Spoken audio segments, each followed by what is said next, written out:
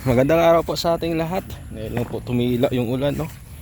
Sa loob po ng 6 na araw na yata. Ngayon lang ulit. Medyo gumaganda yung panahon. So nagpa-deliver tayo ng materials dito, no? Para po sa pabahay natin dito kay Direk. Oo. 10 semento. Yung graba hinihintay pa natin. Pangka mamaya or bukas na i-deliver yun. Ayan.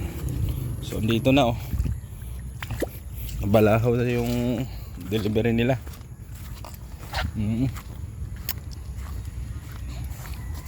Lapit tayo dito.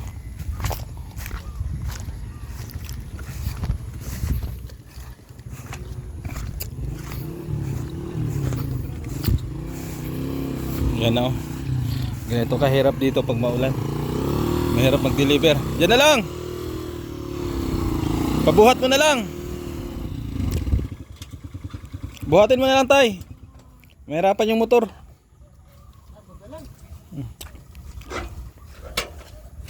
Ayan, oh, kita nyo naman, oh.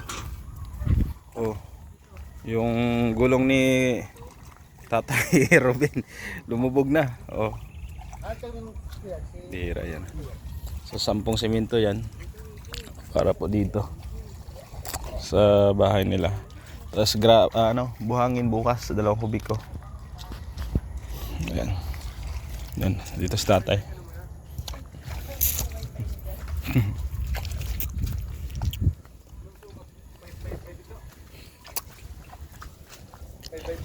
Sir, 5x5. Magkano naman ang 200, 300? 100 plus pa to nagastos dito. 100 plus? Nasa 100. Sabihin ng 500 cash yan sa baba yung up and down sa baba lang muna. Oh, pero 500. kasya na. Mga ganun pang Up and down. sa baba lang muna. Oh, pwede, kaya. 500, 600. Pero hindi pa siya anong sukat ba? Dito man lang sa kasi ng 160 ang lupa. Kung 5x5 o anong sukat, depende kasi sa sukat yan.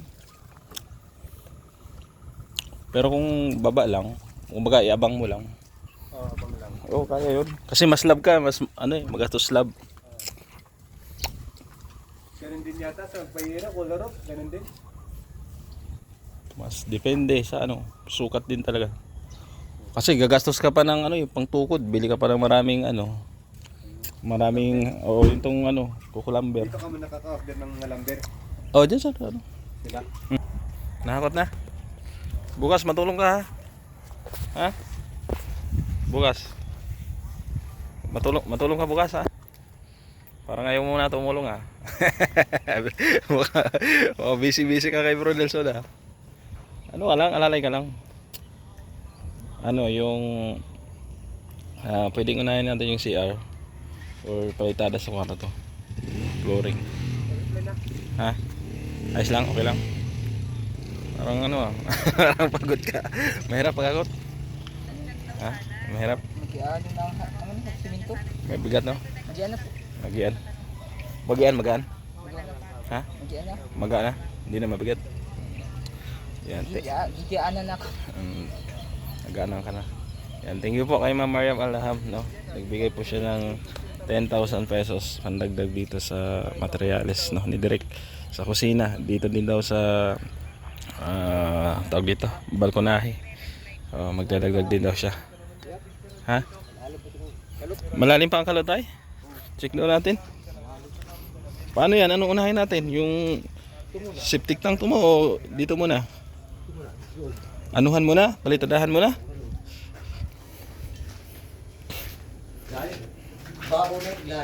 Ayan. So dito yung natin. Aray ko. Bubog ako. Dito yung semento. Ayan. Palitadahan muna tayo dito. May tulo po yan? Pwede, palitadahan muna. Hindi kaya, buhusan muna yung mga dyan. Mga poste-poste. May tulo dyan tayo? Ha? Mabili tayong sealant. Ipasilant natin. Ganun din sa amin. May tulo din. May bili tayong sealant. Pinturang po ito. Ipasilant natin tanan. Bukas nga ng simento na. Pinturang mo itong back. Oo. Tapos labas oh. Buhusan yan tayo. Yung mga ano, pwedeng pinturahan yan. Yung mga hindi nang pinturahan sa lalim. Ayan po oh, dito oh. Oh. Lalim ng tubig. Lalim ay kanina. Isang araw ay mala. Hanggang saan to tayo? Isang lampos? Ito. Hanggang ano? Dito, balikat. Try mo daw direct tumalon. Ha? Ha? Try mo daw. Kung malalim. Joke lang. Direct. Ayan. Anong may sugat ka pa rin? Paano yung sugat mo? Nakadala ko doon oh. Ngayon lang? Pambihira. Lagi ka na lang nasusugat ah. Lalim oh. Ha? Oh, malalim. Ganyan kalalim tayo? Oo. O, tingnan na. Ano mo daw? Ipag. Ano lang pala. Dibdib. Oo. Halos lagpas ng baywang. Ayan. Ito lang ganyan. So, unahin muna natin tayo yung ano, yung mga hindi nabuhusan ng poste bukas. Tapos pagkatapos diyan, pwede na magpalitada sa loob. Ha? Hindi, pwede na po yun na. Nakano naman. Oo. Tapos may pintura pa tayo diyan? Wala na. Wala na. Mabili tayong pintura, yung mga hindi na pinturahan, pwede yung pinturahan yan ha. Kasi yun yung unang ano tayo, kinakain ng kalawang. Ha? Ayan oh, itong mga ano. Hindi ano sa diyan. Kasi naulo. Ayan po. So, abang-abang lang, no? Salamat din po sa anonymous sponsor ko. Yan, nagbigay din po sa atin nung nakaraan 5,000 pesos. Ito, gagawin ito. Aalisin ko yan. Ganyan. Ito. Tapos 5,000 pesos po ulit. Hindi nagdag niya from USA. O, ayan, idikit na lang dyan. Oo. Dito na ang CR nyo. Dito na ang septic tank. Dito na ang CR. Doon. O dito yung pinto. Dito ang pinto tay. Dito, dito pinto. O yun. Huwag mong takpan yung bintana. Dito lang ganyan, kung anong sukat niya no. Tapos yung dirty kitchen nyo, pwede dito siguro sa gilid. Pilutuan. Lagay lang ng stante dyan, dito. Dito. Ano lang, masintada lang hollow blocks. Pag ganun. Ayan dito. Tapos kahit maglagay lang ng konting bubong. Biro. Yo, direct. Kung itong ano din, sa kuya ding papa, itong garo, may siling. Ko pa, pang ano. Basta unahin muna natin bukas dito. Sabihin mo kay guard ha. Ito, buhusan. Ha? Alam niya na. Buhusan mo na to. Bago magpalitada sa loob. O di kaya ito. Itong CR kasi importante siya. Ha? O dito ka mahalo para ano.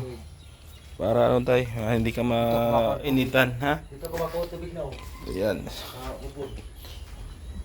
Tapos mabili tayo ng ano, mapa-estimate pala tayo ng wiring. Andun si Foreman? Andun? Tapos na siya, hindi pa? Hindi pa, no? Pa-estimate ko sana kung ano. Ito pwede pa naman to, yung sa kubo ko. Ay, mapakinabangan pa yung iba dyan. Ayan, may breaker pa nga, oh. So, titingnan po natin. Yan, importante tayo dito mabuhusan, no, flooring. Mapalitadahan, poste muna, ha. Ayan, asintadahan pa yan, Kasi may awang pa. Hindi man kasi inano ni Inok, hindi niya dinikit sa ano. Ako, ilapat mo. Ha? Ilapat niya sa dulo. Hindi na. Sa simento. Hindi niya nilapat. Ilapat. Takas doon niya. Bakit daw? Baka magalit ka daw. Ha? Baka magalit ka. Yan, maganda nakalapat na. Kaya nga dapat nilapat niya. Ilapat niya. Pero ano man yan? Ipakain sa semento yan. Sentadahan pa yan. Dapat pinatong niya dyan. Pinatong niya. Oo. Paano? Nagtaas na naman siya. Hindi siya sumunod sa hollow blocks sa sa sukat dyan na ginawa ni ni guard. Ayan po. Otil bakal ito. Otil bakal. Ito tayo po dito sa CR. Oo. Ito. Sa CR.